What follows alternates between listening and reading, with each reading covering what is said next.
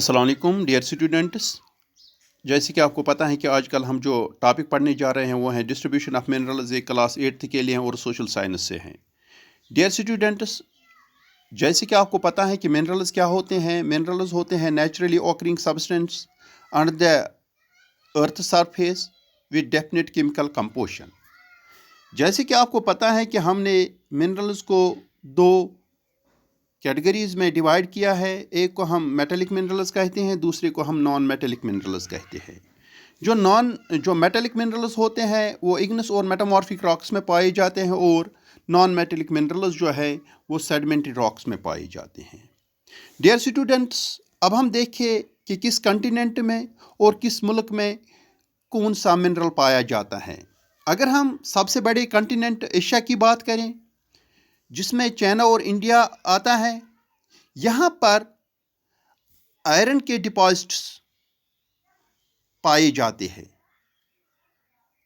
और जो एशिया है वो सबसे ज़्यादा वर्ल्ड में टिन को प्रोड्यूस करता है, और वर्ल्ड की 1/2 डिमांड टिन की एशिया पूरा कर देता है।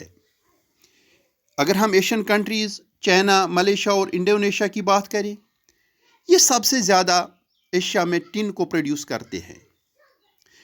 और एशिया में बहुत बड़े डिपॉजिट्स हैं मैग्नीज़ के, बॉक्साइट के, जिंक के, निकल के और कॉपर के।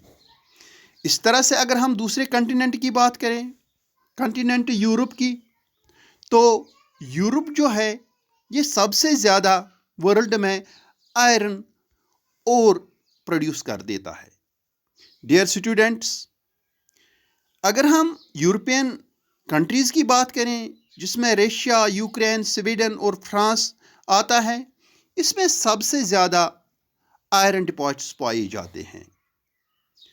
और इसी तरह से अगर हम ईस्टर्न यूरोप की बात करें, तो यहाँ रशिया में जो मिनरल्स पाए जाते हैं वो है कॉपर, लेड, जिंक, मैग्नीज और निकल। इसी तरह से अगर हम नॉर्थ अमेरिका की बात करें, तो नॉर्थ अमेरिका में कौन से मिनरल्स पाए जाते हैं? यहाँ नॉर्थ अमेरिका में जो डिपॉजिट्स आयरन ओर के बहुत ज़्यादा पाए जाते हैं। इसी तरह से यहाँ निकल पाया जाता है, गोल्ड पाया जाता है, यूरेनियम पाया जाता है, कॉपर पाया जाता है, जिंक, सिल्वर और कोल भी यहाँ पाया जाता है।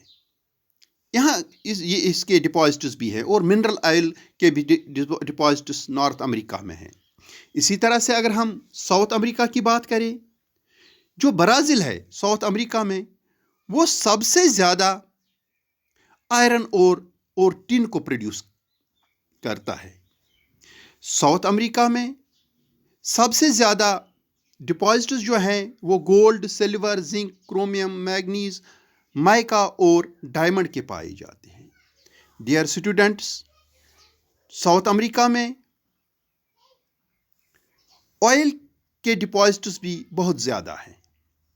इसी तरह से अगर हम एक और कंटिनेंट की बात करें, ऑस्ट्रेलिया की, ऑस्ट्रेलिया में सबसे ज़्यादा बॉक्साइट के डिपॉजिट्स हैं और बॉक्साइट प्रोड्यूस होता है।